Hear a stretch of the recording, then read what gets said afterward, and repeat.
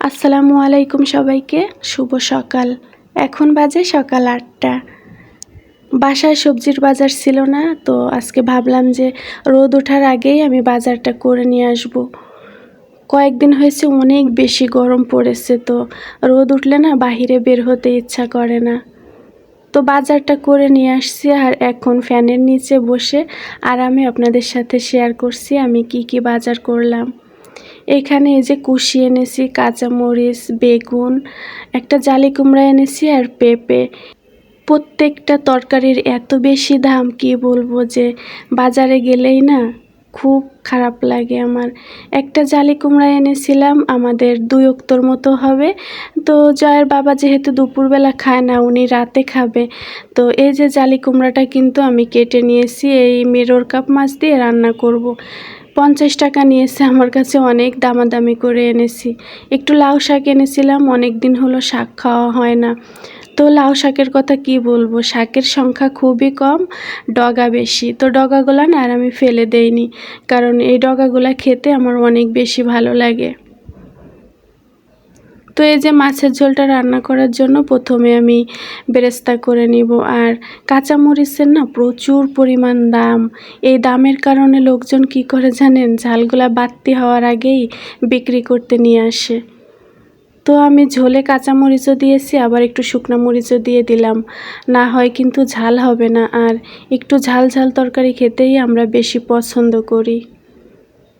বেরেস্তাটা উঠিয়ে এখন আমি লবণ হলুদ মেখে মাছটা ভালো করে ভেজে নিব। যদিও সবজি খেতে জয় একদমই পছন্দ করে না, তো ওকে একটু ঝোল দিয়ে আর 1 পিস মাছ দিয়েই কিন্তু ভাতটা খাইয়ে দেব। জালি কুমড়া জয়ের বাবা খেতে ভীষণ পছন্দ করে, তো ওনার কথা মনে করেই নিয়ে আসলাম।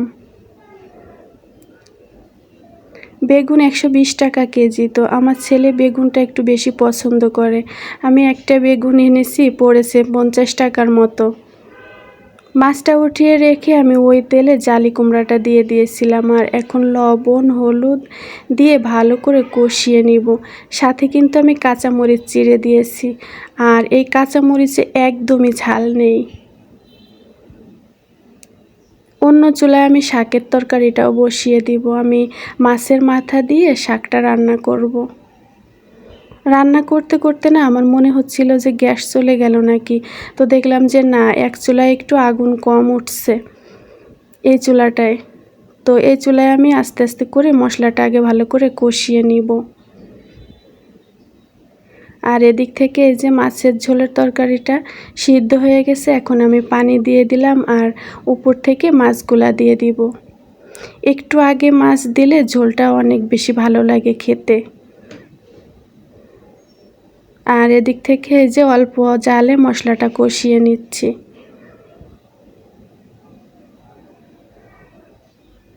মাছের ঝোলটা আবারও আমি ঢাকা দিয়ে রাখবো। ঝোলটা ভালো করে ফুটে উঠেছে, এখন আমি বেরেস্তা বাটাটা দিয়ে দিব। এই বেরেস্তা বাটার সাথে কিন্তু জিরাও বেটে দেই। মশলাটা ভালো করে আমি নেড়ে চেড়ে মিশিয়ে দিব। আর এই যে এদিক থেকে শাকের তরকারিটাও কিন্তু আমার রান্না করার জন্য মাছের মাথাটা ভালো করে কষিয়ে নিচ্ছি। মাথাটা কষানো না হলে কিন্তু খাওয়ার সময় একটু গন্ধ গন্ধ লাগে। তো কষিয়ে যে উপর থেকে শাকটা দিয়ে দিব।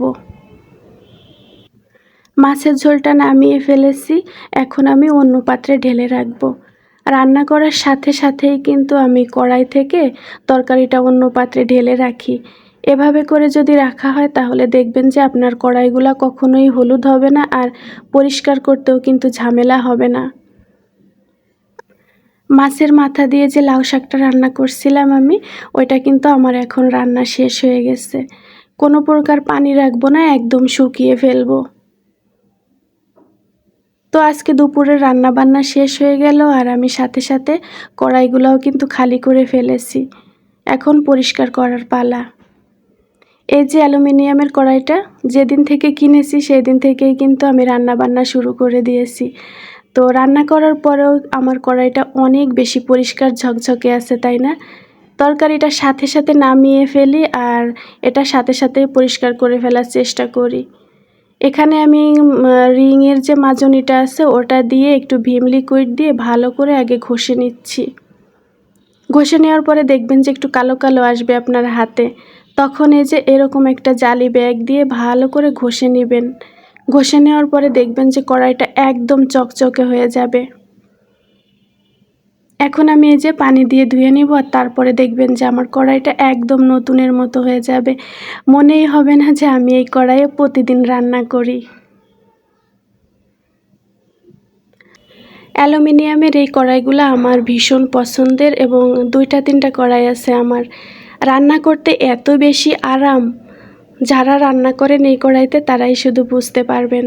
তো আমি কথা বলতে বলতে একদম ভিডিওর শেষ পর্যায়ে চলে আসছি। সবাই অনেক বেশি ভালো থাকবেন এবং সুস্থ থাকবেন। সবাইকে আল্লাহ হাফেজ।